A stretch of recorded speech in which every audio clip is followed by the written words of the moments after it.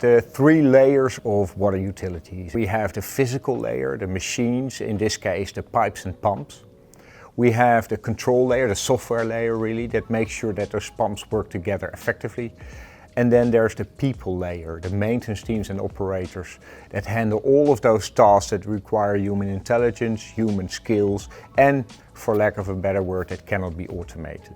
There's a lot of innovation going on in all of those layers, in particular in the control layer with all these AI-powered control systems. Digital twins are an excellent example. People are empowered by much more powerful software that typically ingests data, process it into information so they can make better decisions. But I would also argue that on the physical layer, innovation or digitization is lagging behind, because you're talking about capital goods, about pumps. And if a pump has been installed 5 years ago and it's not connected, it's not smart, you typically either have the decision to go with it as is or to rip and replace it for a smart digital version.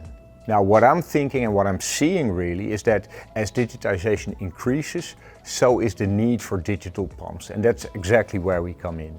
We install a small sensor inside the motor control cabinet and turn that traditional pump into a smart, connected, context-aware device integrated with your digital twin, for instance.